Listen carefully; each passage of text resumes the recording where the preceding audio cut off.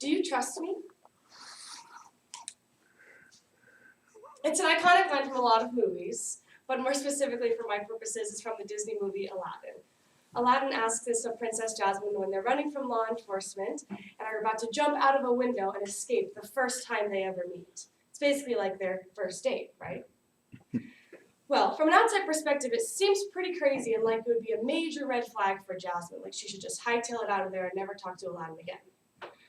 But, as those of us who have seen the movie know, it all works out in the end, and Aladdin turns out to be a great guy, even becomes the prince. Well, this scene is the start of a classic love story. But if it happened in real life, would we have as positive of a reaction as Jasmine had to the question? I don't think we would, from a current standpoint. Well, I got to experience it firsthand myself when my longtime crush asked me to put a blindfold on and drive me through a neighborhood and walk me up a mountain on our very first date. Yes. Now, I don't want to spoil the ending, but when Ryan Bender asked me if he could take me somewhere I couldn't see, it ended up turning out pretty nicely for me. Now, I've known Ryan since about 8th grade. I thought he was cute then, but at sophomore year, we really became friends, and I had a full-blown crush. Like, totally head over heels, but he didn't really know me. We were just kind of acquaintance friends. It wasn't until the summer before our senior year of high school that we became best friends through choir and other extracurricular activities. We had the same friend group, and so we hung out a lot in groups. We talked constantly over the summer.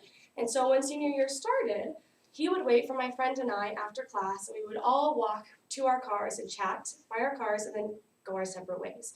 This was a tradition every single day. Then, about 2 weeks into school starting, he didn't wait for us. He just walked right on, but then dawdled by the car, which was really odd because he could have just walked away and got in his car and drove away. So we were already like, this is kind of weird. So we got to the cars, we chatted for a little bit, and then I got in my car because I had somewhere to go, and he followed me to my car window. So I rolled it down, and he proceeded to ask me out on a date. And obviously I said yes, or I wouldn't have anything to tell you, and I would be failing the speech. So yes, I said yes. So the day of the first date came, he picked me up from my house, he met my parents, he opened the car door for me, he paid for dinner and ice cream. He was the epitome of the perfect gentleman. Then after ice cream, it was clear that we were going to do something else, but he wasn't telling me exactly what we were going to do. He just kept saying, well, we're going to a special place. Like, you don't need to worry about it. Like, it's a surprise, I promise. Like, it'll be great. But we're going to the special place. Now, I trusted him, and I didn't have that sinking feeling in my stomach, so I just went along with it, because I figured, I know this guy, he's got a great heart, like, we're friends, it'll be fine. So we start driving, and he pulls over into this really expensive neighborhood and just parks the car. There's nothing there except for these ginormous mansions. And he parks the car, and he starts untying this green bandana from his rearview mirror. And he hands it to me, and he goes, will you put this on, please? And I'm thinking exactly what you all are thinking right now, like, what the heck, I need to get out of here and run. But once again, I had that check. He said, do you trust me? And I realized that I did. I trusted him wholeheartedly. So I put it on. Was still kind of weirded out. Still had the red flag going. But I trusted him. So I put it on, and he started driving through these winding roads, and we finally parked the car. He gets out of it. He helps me out of the car, still blindfolded, and he leads me up this hill, basically. I still can't see where I'm going, but I can tell by the ground that we're walking uphill and that we're somewhere outside. So we finally get to where we're stopping.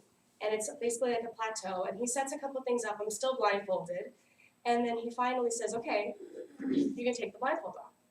And I open my eyes, and he's standing there in front of me with a bouquet of red roses, and on the floor next to him is a blanket spread out with a couple tea light candles, and I realize where we are. I am on top of a mountain that has a 360-degree view of the entire city at nighttime.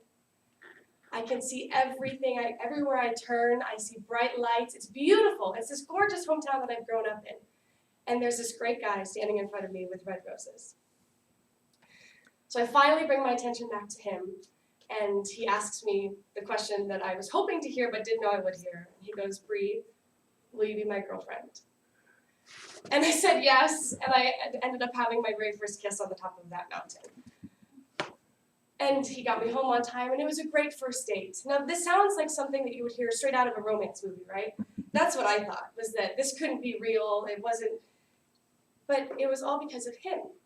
He knew me so well and knew that this was my first ever date, and so he wanted to make it memorable and something that I would enjoy. And boy did he succeed, because I'm still telling the story 4 years later. So almost 4 years later, Ryan and I are still dating, we're still going strong, and we're still learning and growing with each other. We're actually doing long distance right now as he's back home doing school and I'm here, and it hasn't stopped us yet. We still are making plans for the future and leaning on each other and trusting each other constantly.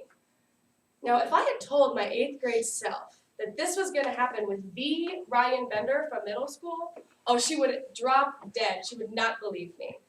If she knew that I would know more about him than anybody else in his life and vice versa, she would think I was crazy. But Ryan Bender turned out to be my confidant, my best friend, and the person that I'm in love with. From the first date, from 8th grade to the first date to the blindfold, he really has changed my life and taught me what it means to love and to be loved by another person. And if that is encompassed by anything over and over again since that first date, it's the Bible verse, 1 Corinthians 13, 4 through 8. That love is patient, love is kind. It does not envy, it does not boast. It is not proud. It does not dishonor others. It is not self-seeking. It is not easily angered. It keeps no record of wrongs. Love does not delight in evil, but rejoices with the truth. It always protects, always trusts, always hopes, always perseveres, and love never fails. Thank you.